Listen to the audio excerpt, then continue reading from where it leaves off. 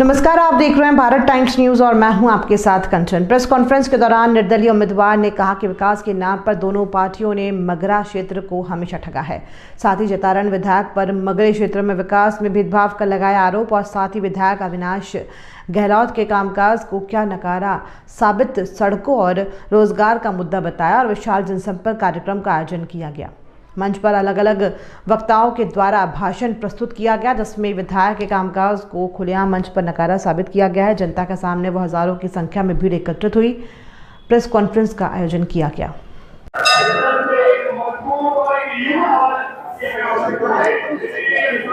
थोड़ा सा आवाज थोड़ी सी नहीं सही है एक मिनट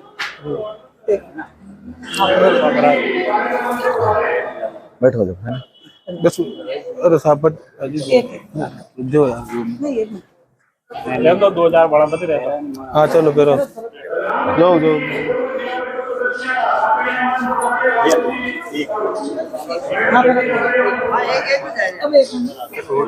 बाय थोड़ा सा आवाज का थोड़ा हाँ पे अब थोड़ा सा मतलब है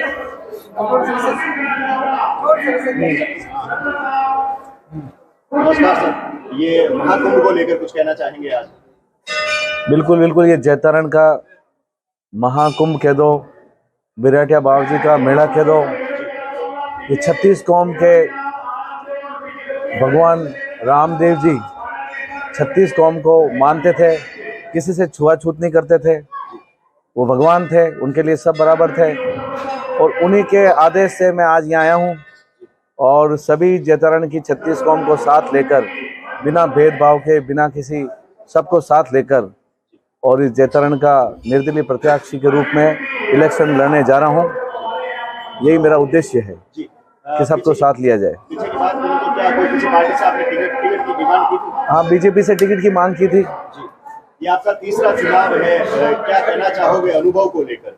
क्योंकि पिछले 2 चुनाव भी आपने लड़े हैं और बात करें तो मुकुट सिंह किसके लिए समस्या, एक तरह से वोटों की समस्या किस पार्टी के लिए ज्यादा है? बिल्कुल 3 इलेक्शन हो गए, तीसरा इलेक्शन है। जो 2 बार सरपंच भी रहा हूँ, वाइफ सरपंच है इस समय।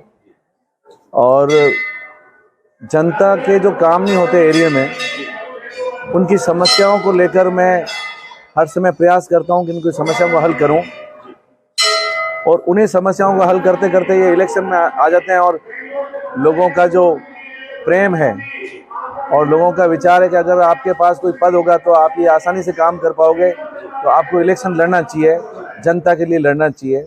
और हर बार लड़ता हूं।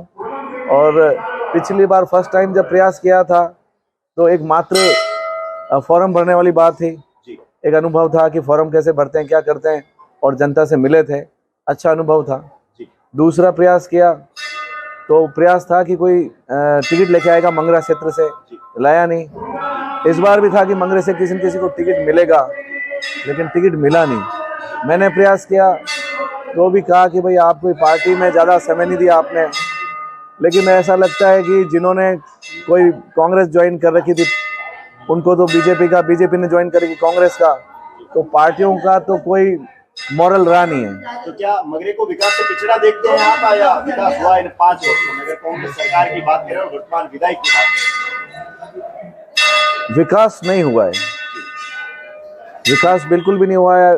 आप अगर इस इलेक्शन के समय अगर इस क्षेत्र में घूमे हों तो आपने देखा होगा, मुझे तो लगता ही नहीं है कि एक ये हाईवे है जो ये ब्यावर से पाली वाला, इसके अलावा कोई सड़क आपकी सही नहीं है। तो क्या मगरे की मुख्य मांग सड़क है या और भी कुछ मुख्य मांग है? बहुत सी मांगे हैं। डॉक्टर नहीं है, हॉस्पिटलों में आप कहीं जाओ कोई बोलता नहीं है कि भाई यहाँ डॉक्टर होने चाहिए। अगर कोई बोलता है मेरे जैसा व्यक्ति और वो प्रशासन उसको कहते हैं कि मांग करने के बाद में लगाएंगे, लेकिन ऐसा देखते देखते 10 साल हो गए, अभी तक तो कोई समस्या हल होती नजर नहीं आई मुझे।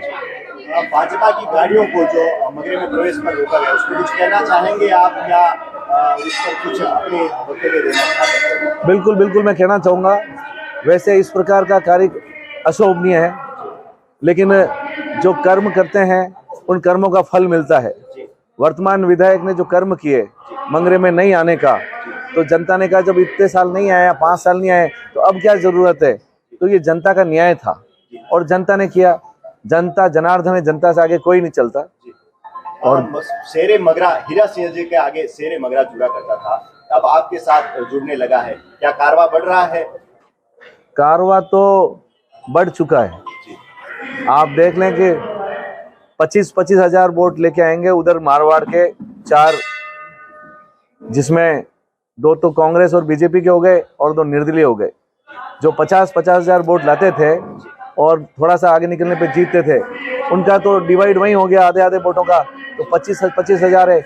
इधर 1,29,600 वोट मंगरे के एक मुश्त हैं, तो ये एक साथ पड़ेंगे, कोई शक नहीं है। मंगरा दुखी था और उनका ये दुख इस इलेक्शन में उन जिन्होंने टिकट लिया है उनके ऊपर ये उतरेगा, ये गुस्सा उतरेगा। आपने देखा कि अंदर जाने तक नहीं दिया है।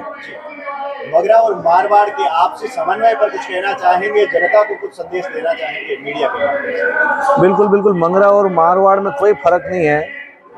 ये भारतवर्ष है, इस भारतवर्ष में विविधताओं में एकता नजर आती है।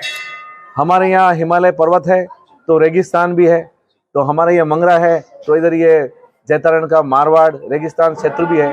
तो भारत की जैसी विविधता है वैसी जैतारण की विविधता है और विविधताओं में एकता। तो इस बार मुझे लगता है कि मारवाड़ और मंगरा एक होने जा रहा है। उधर कोई अच्छा उम्मीदवार नहीं होने की वजह से मारवाड़ से भी मुझे जन समर्थन मिल रहा है, तो बहुत अच्छा संदेश है।